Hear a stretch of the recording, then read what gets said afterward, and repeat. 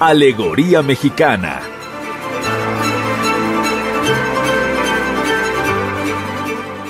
Conoce la alegoría mexicana que se esconde en los proyectos culturales y artísticos de nuestro país. Alegoría mexicana.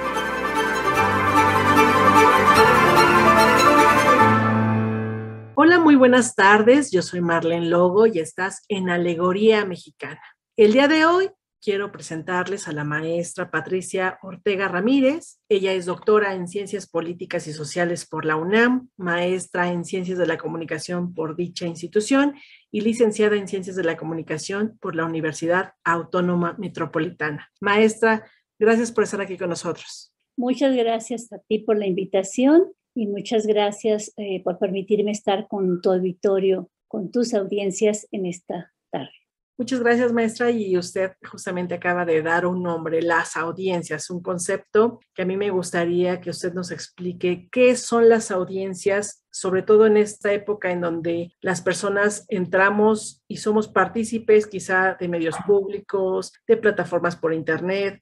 ¿Cómo definir qué son las audiencias? Yo empezaría diciendo que el que hablemos hoy en día de audiencias es hablar de derechos fundamentales y de ciudadanos, porque el reconocimiento de las audiencias y de los derechos de las audiencias implica que frente a los medios o interactuando con los medios están ciudadanos, ciudadanos que tienen derechos y obligaciones desde luego, pero sobre todo ciudadanos que en su relación con los medios de comunicación, sean los medios tradicionales, o sean lo que se ha dado en llamar nuevos medios, que ya no lo son, pero todas estas modalidades de comunicación que hoy se pueden desarrollar por medio de Internet, sea de una manera o sea de la otra, pues somos ciudadanos con derechos y todos en algún momento somos audiencias de estos medios y usuarios de estos medios. Y esto me parece que es pertinente reconocer que a partir de la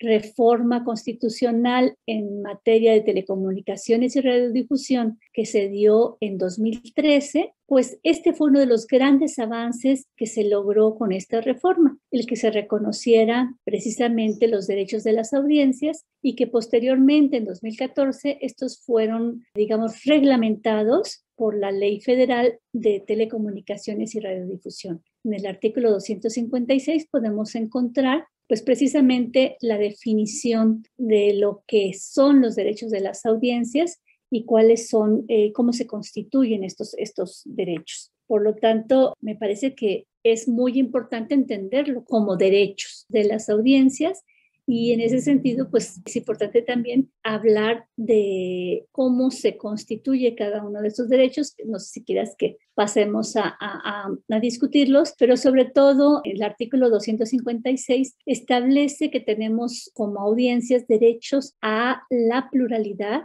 y a la veracidad de la información. Son dos pilares que atraviesan, digamos, lo que son estos derechos de las audiencias. En sus distintas fracciones, este artículo establece, por ejemplo, que debemos de recibir contenidos que reflejen el pluralismo ideológico, político, social, cultural y lingüístico de la nación. También estas fracciones de este artículo nos habla de la importancia de recibir una programación oportuna que incluya diferentes géneros, que incluya diferentes formatos, que respondan estos géneros a una gran diversidad y pluralidad de ideas y de opiniones y que fortalezcan la vida democrática de la sociedad. De alguna manera, los ejes principales de este artículo 256 pues nos hablan del acceso a la pluralidad, de la convivencia, del reconocimiento de los otros, de lo otro, de lo diferente y de cómo también tener contenidos con una diversidad lingüística, por ejemplo.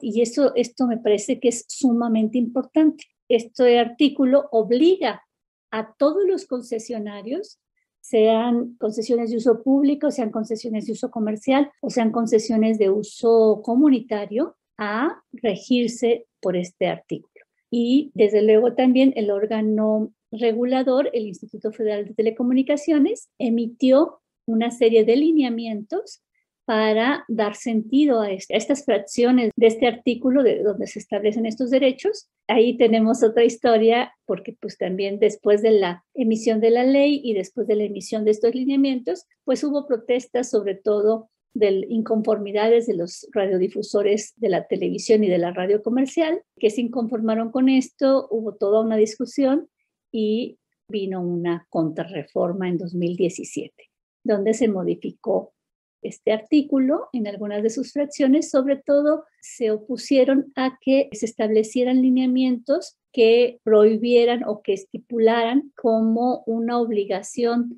de los radiodifusores de distinguir la información de la publicidad y de la propaganda. Fue la principal inconformidad. ¿Cuál es la diferencia entre audiencia y audiencias? Desde luego, audiencia es un término que habla de una pluralidad y de muchos. A veces parece un contrasentido cuando se refiere uno a este término en plural, audiencias. Pero la discusión ha estado en que hoy hablamos más en plural de las audiencias, porque hay un reconocimiento de que hay distinto tipo de audiencia para distintas plataformas o distintos medios, y que hoy es toda esta fragmentación que se hace de los contenidos en los medios de comunicación, pues invita a distintos tipos de audiencia, y por eso es como un reconocimiento de esa diversidad de audiencia que puede haber en distintos momentos, en distintos medios, y acceder a distintos contenidos. Pensar en un solo tipo de audiencia, pues es difícil. Antes se pensaba,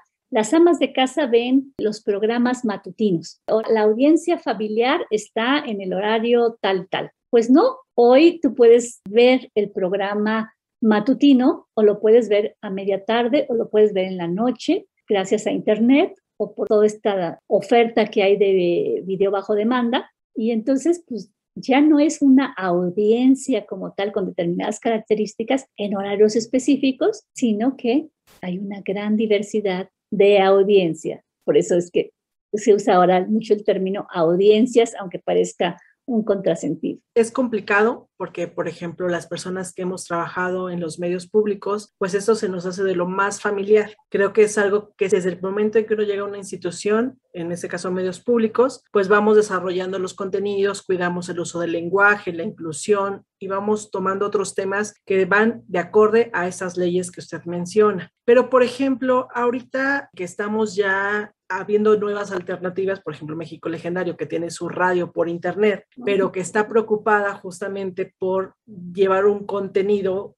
que a las audiencias les favorezca en contenidos, en temas. No está regulado en internet, pero ¿cómo se puede aplicar o si se puede aplicar ese derecho a las audiencias a nuevos proyectos, como es el caso, por ejemplo, que le estamos mencionando de la Asociación Civil México Legendario, por ejemplo, que tiene su propia estación y que está alineándose a estos conceptos del derecho a las audiencias? Yo pienso que conforme se vaya desarrollando esto que hoy se ha llamado alfabetización mediática, en la cual estamos pues de alguna manera tratando de impulsar una nueva cultura, y una nueva cultura que implica la no discriminación en ninguno de los espacios sociales, y que tendría que ser como pues parte de una práctica, de un hábito en el cual pues tengamos esa formación, esa manera de convivir, de no discriminar, por ejemplo, como uno de los elementos principales de la convivencia y de la vida en la pluralidad. En la medida en que vayamos desarrollando nuevas prácticas y una cultura que de verdad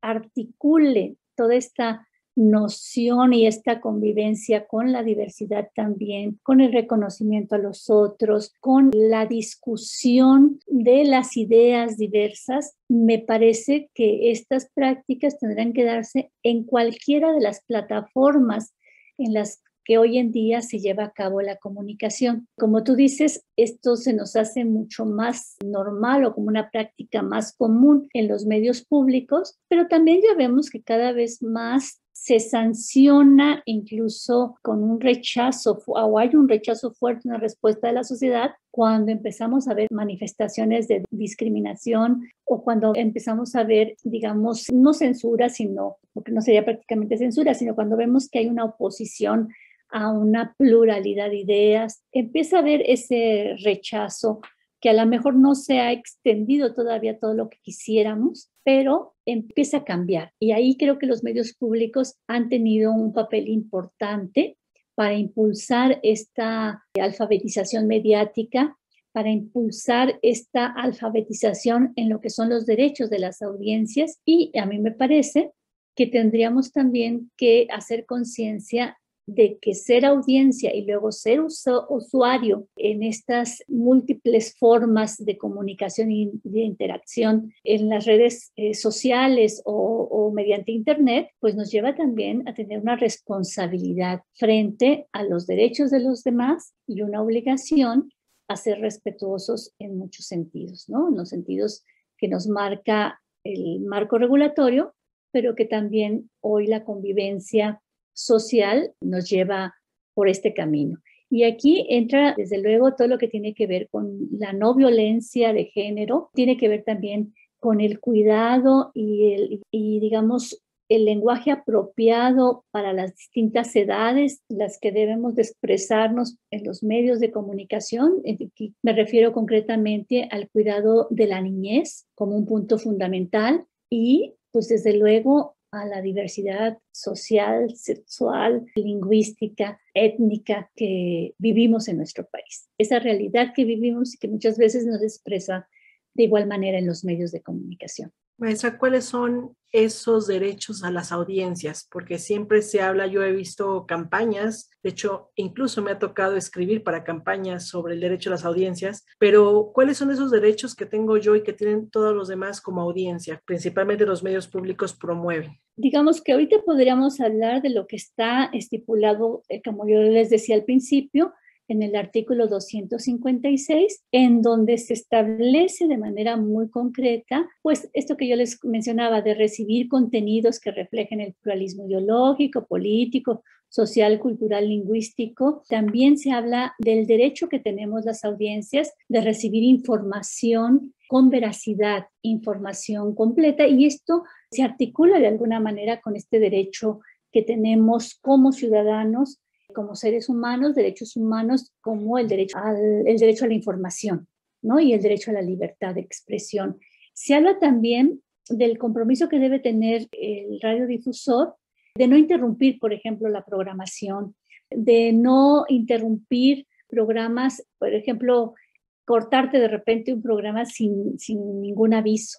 El que haya lo que le llaman los avisos parentales, que avisan, que se te notifica como audiencia el contenido del programa, para qué edades son. Se habla también de cómo acceder desde esta diversidad social a los contenidos, por lo tanto se habla el lenguaje de señas, los subtítulos muchas veces para personas que no escuchan, en fin, que se toman en cuenta todas estas diversidades que puede haber en una sociedad para permitir el acceso pleno a estos contenidos. Pero no basta con lo que dice la ley. Cada medio también está estipulado, y esto lo estipulaban los lineamientos que emitió el Instituto Federal de Telecomunicaciones, en el sentido de que los medios tendrían que tener un defensor de audiencias. Es decir, no nada más lo que dice la ley, lo que dice el artículo 256, sino también una figura que está de intermediario entre la sociedad,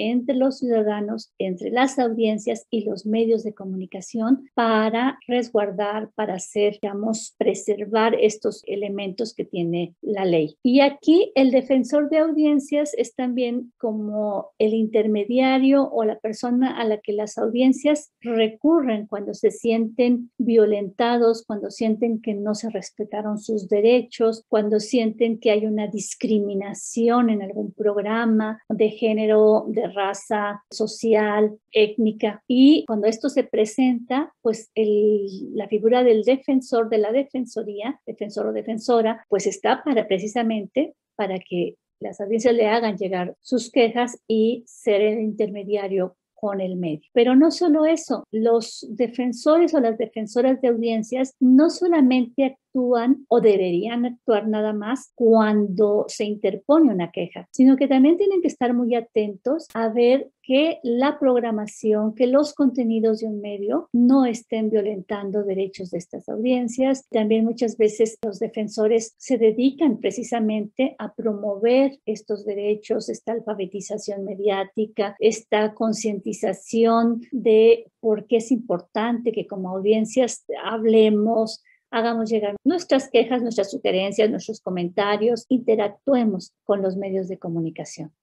Entonces, ahí no solamente es la parte jurídica la que opera, sino también esta figura de defensoría, y para que esto pueda, digamos, tener un mejor desarrollo, están también los códigos de ética que cada medio emite, que cada medio elabora, y que finalmente es como una carta compromiso. O sea, yo como medio, ¿a qué me comprometo con mis audiencias? En el caso de Internet, pues desde luego esto no se ha contemplado como se tiene previsto para los medios convencionales, para la radiodifusión, pero me parece que cuando uno como ciudadano y como audiencia va siendo consciente de todo de esta alfabetización, de todos estos derechos, de todos estos recursos que tenemos, creo que esto lo podemos llevar hacia otros ámbitos de la comunicación. Maestra, voy a ir a un corte,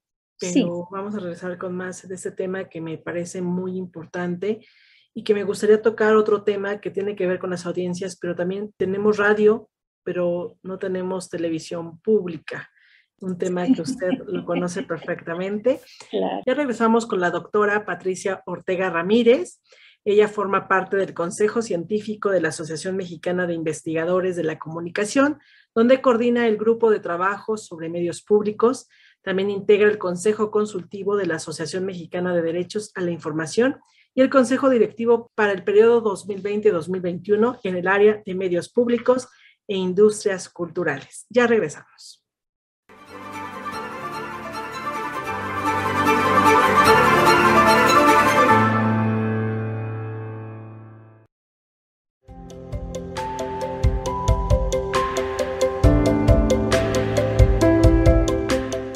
Hablar de salud no se trata solo de tener un cuerpo sano, sino también un equilibrio mental, emocional y espiritual. A esto se le llama el arte de sanar.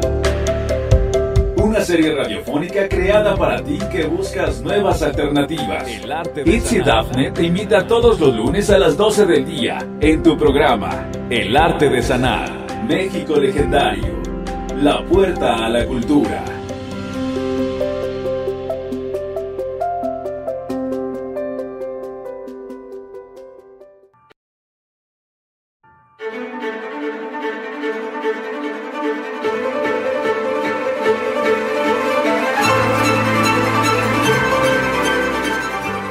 Alegoría Mexicana.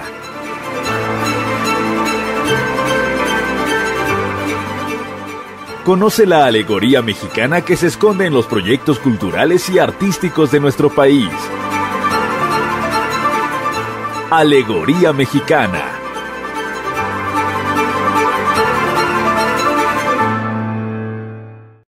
Ya regresamos, estás en Alegoría Mexicana. El día de hoy me complace tener la presencia de la doctora Patricia Ortega Ramírez.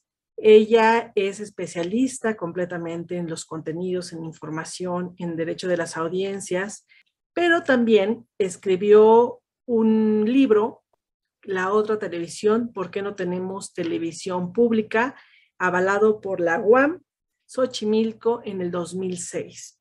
Maestra, ¿por qué no tenemos televisión pública? Cuando escribí ese libro, no teníamos ni siquiera una ley que mencionara el término de medios públicos. Teníamos, digamos, las frecuencias de radio y de televisión funcionaban bajo la figura del permiso y en la ley se definían como medios oficiales o de experimentación, y desde luego no existía, ni siquiera eran mencionados como tal en la ley. En 2013, con la reforma constitucional, no solamente se introduce la noción de que la radiodifusión es de servicio público de interés general, y esto parece así como que un añadido nada más semántico, pero es un término de mucho peso, porque le devuelve al Estado la rectoría frente a la administración del espectro radioeléctrico. Y esto también quiere decir que si bien es una industria que puede utilizarse con fines públicos, con fines comerciales y con fines sociales, un uso que implica determinadas responsabilidades de acuerdo con el marco jurídico. Si no es cualquier empresa que se puede explotar como se quiera. En el caso de los medios públicos, pues bueno, se define ahí también cuáles son los requisitos que debe cumplir un medio público. Y esto se define en el artículo 86, donde se establece como elementos fundamentales, otra vez la pluralidad. Bueno, aquí sí, particularmente en el caso de los medios públicos, la independencia editorial, la participación social, la participación ciudadana. Yo en varias ocasiones he dicho, no podemos tener medios públicos sin sociedad, es decir, sin una sociedad que esté presente en los medios públicos, pero no solamente representada en los medios públicos, sino con una participación activa. Y uno de los principales elementos que a mí me parece que han sido fundamentales después de la reforma constitucional y la emisión de la Ley Federal de Telecomunicaciones y Radiodifusión, además de los lineamientos también en este sentido por parte del órgano regulador del Instituto Federal de Telecomunicaciones, estos tres ámbitos, la Constitución, lo que dice la Constitución, lo que dice la ley y los lineamientos, se conjuntan para establecer que una de las formas de participación ciudadana en los medios públicos es la constitución de consejos ciudadanos que son parte de la estructura del medio público y que si bien sus decisiones no son obligatorias para quien dirige el medio o para el medio en sí, sí son decisiones consultivas, decisiones que orientan, pero sobre todo, allí hay un poco una contradicción con la ley o un vacío, porque les dota a estos consejos ciudadanos de la obligación de cuidar que haya independencia editorial, que haya reglas que garanticen la expresión de la diversidad social, ideológica y étnica. Entonces, son dos tareas muy importantes que los consejos deben de cuidar, deben de vigilar que haya independencia editorial, para lo cual debieron de establecer o de definir criterios para salvaguardar esa independencia editorial, deben de cuidar que haya diversidad y deben de establecer mecanismos que permitan una mayor participación social. Y eso define un medio público. Me parece que no podemos hablar de un medio público si no hay independencia editorial, participación social y diversidad. Eso está en la ley y en el camino creo que esto se ha ido desdibujando. Es decir, los consejos, desde mi punto de vista, no han tenido en la mayoría de los casos, no quiero decir que en todos, una acción decisiva, fuerte, que en verdad cuide que esa pluralidad se dé. Yo podría decir, después de la ley, o dije en muchos momentos, que estábamos en un momento de transición hacia la consolidación de una verdadera televisión pública. Pero hablando básicamente de la televisión de carácter federal, que implicaría Canal 11, Canal 22, Canal 14 ahora con el Sistema Público de Radiodifusión del Estado mexicano, creo que estos canales están dejando mucho que desear para constituirse en verdaderos medios públicos. No hay esa diversidad entendida como una diversidad ideológica en donde se expresen todas las corrientes, todas las visiones políticas, sociales que pueden darse en una sociedad como la nuestra, tan diversa. Me parece también que esta diversidad que no solamente nos habla de la parte ideológica, sino también de diversidad de formatos, diversidad de géneros, tampoco la vemos muy expresa en los últimos años en la televisión pública. Mucho camino que andar. Si alguien como audiencia, lo mencionaba, se siente quizá transgredido en sus derechos humanos, ¿dónde puede emitir una queja? ¿Dónde puede hacer valer su voz para que ese contenido pues sea tratado, ¿no? Porque me imagino que también por eso tiene que ver, si es derecho de audiencias, tengo un derecho, algo me está incomodando, pero tiene que ser regulado. ¿En dónde se dirige la audiencia? Al defensor o defensora de audiencias. Aquí sí, tanto Canal 14, Canal 11 tienen figura de la defensoría, tienen sus códigos de ética, tienen su reglamentación de criterios para salvaguardar la independencia editorial y para garantizar la diversidad de expresión, pero, digamos, es ahí donde la audiencia dirige su queja o su inconformidad y la defensoría ve esto con el medio mismo, ¿no? O con el área del medio que incumplió o que es responsable del contenido que inconformó a la audiencia. Y hay un camino ahí muy experimentado. Ambos canales tienen esta figura, perdón, también el canal 22 también la tiene. Este es un camino que, digamos, un procedimiento que ya está muy establecido y eso sí hay que reconocérselos a estos medios. Tienen ya de tiempo atrás esta figura de defensoría y no solamente eso, sino tienen también toda una estructura ya establecida para dar cauce a los comentarios, a las quejas, y también muchas veces llegan felicitaciones o llegan comentarios que no necesariamente son de queja. Y sí se les da trámite. En el caso del canal 11 y del canal 14 del Sistema Público de Radiodifusión, las defensorías elaboran un informe que es público y donde se ve en qué sentido se han expresado las audiencias de esos medios. Aquí me parece algo quizá que pudiera parecer contradictorio. Por ejemplo, los creadores, los creativos, los productores, los guionistas generan un contenido y quizá ellos pueden decir yo tengo un derecho a tener la libertad de expresión, sí, tengo el derecho a informar. Y quizá la audiencia también tiene un derecho. Aquí, ¿cómo se puede regular? Porque puedo yo emitir a lo mejor un mensaje con la idea de que tengo libertad de expresión y de pronto me puedo recibir, ¿no?, una advertencia sobre el contenido y en esta cuestión ya entra también el derecho de la audiencia. Me parece que aquí es una línea muy delgada que me gustaría ver cuál es la propuesta para que ambas partes lleguen a acuerdos y que no se incumpla alguno de los derechos. Habría que recurrir precisamente a lo que dice la ley, porque por mucha libertad de expresión que tú tengas, pues no puedes ejercer violencia, por ejemplo, contra las mujeres, o no puedes crear contenidos que violenten los derechos de los niños y de las niñas. Puede haber mucha libertad de expresión, pero esa libertad, tu límite es donde empieza también el derecho de los demás. Tampoco puedes mostrar un programa o un contenido por mucha libertad creativa que tengas que violente o que discrimine algún grupo étnico o algún grupo social. Parece que ahí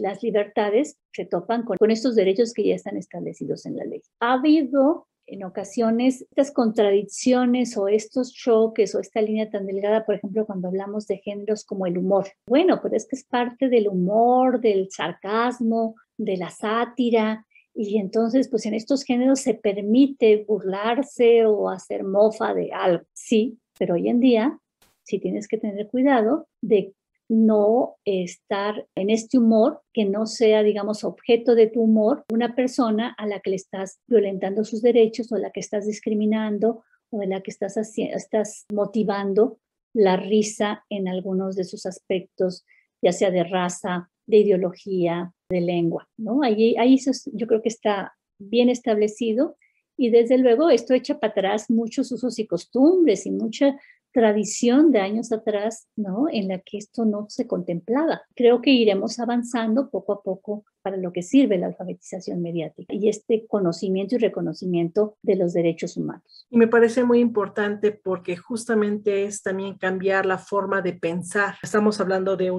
alfabetizar, usted le da esa palabra, pero también es una cuestión de crear la conciencia de las personas que hay que ser impecables también, el respetar los derechos de, como usted lo menciona, donde empieza mi derecho, termina donde empieza el tuyo. Y me parece muy importante este tema porque actualmente podemos ver mucho contenido, por ejemplo, en Internet, que es a lo que más recurrimos actualmente, y podemos ver que pues sí se transgrede a veces demasiadas cuestiones que pone vulnerable a las mujeres, vulnerabilidad a las comunidades LGTBI y bueno, a la infancia también, principalmente a la infancia. ¿Por qué es importante que se siga con esa alfabetización y por qué es tan importante el derecho a las audiencias? Yo diría que los derechos de las audiencias son derechos humanos y poner en cuestión los derechos humanos pues, me parece que es una sinrazón. Al contrario, tenemos que avanzar en eso y ver que hay muchas otras maneras de comunicarnos sin tener que recurrir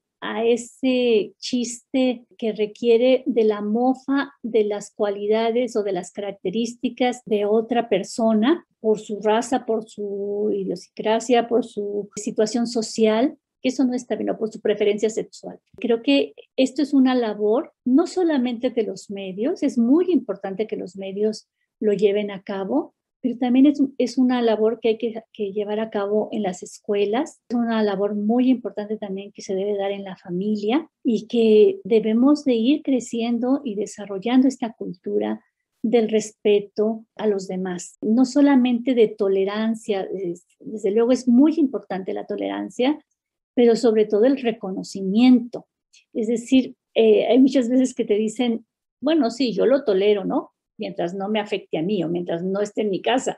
Y eso pues finalmente habla de un no cambio en la ideología, ¿no? En la cultura.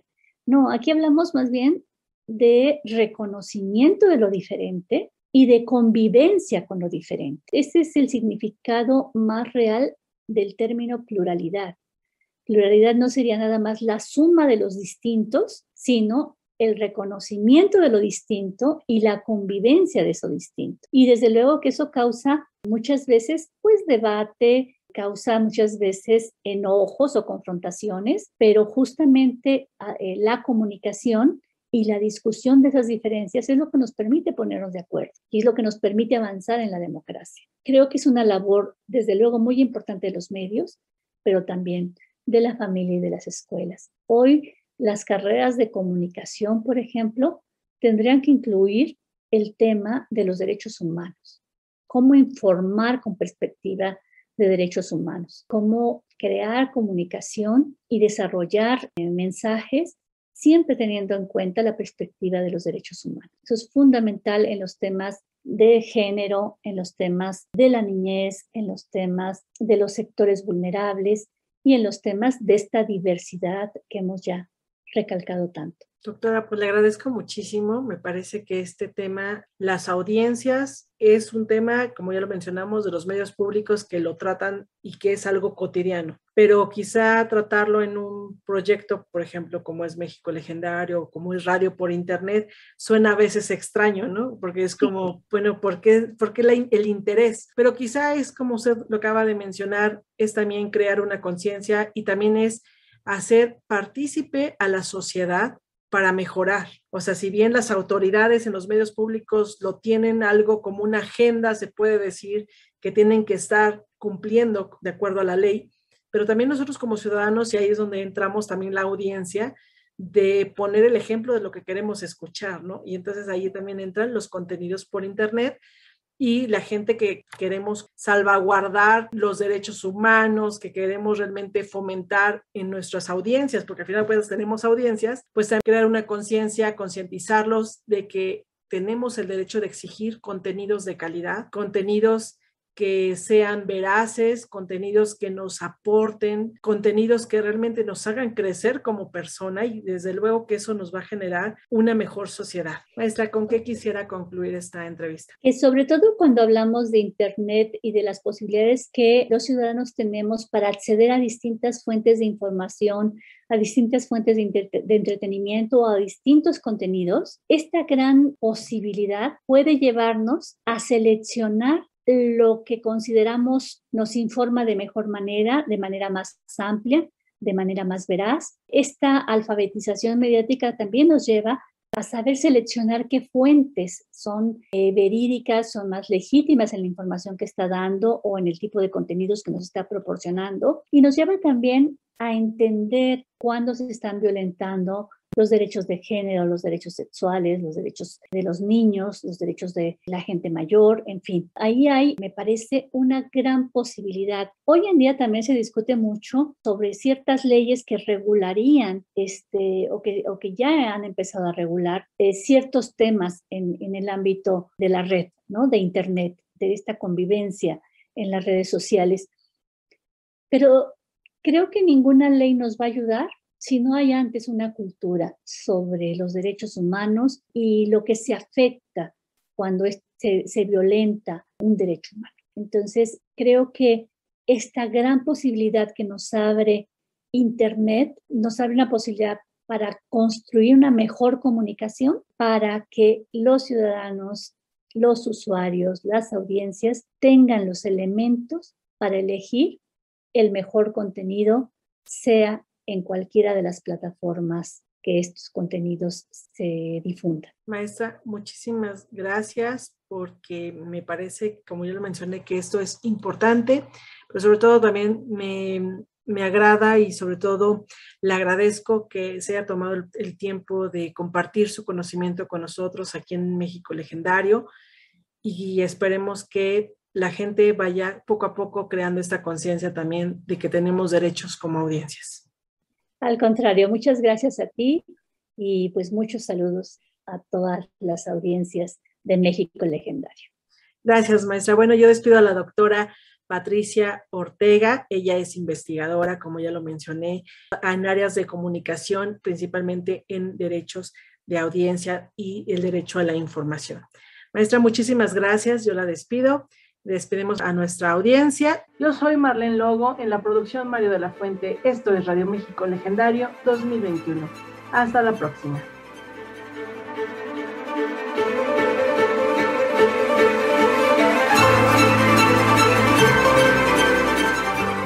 Alegoría Mexicana.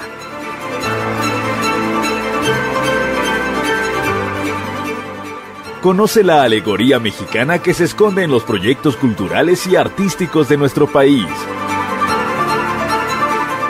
Alegoría Mexicana.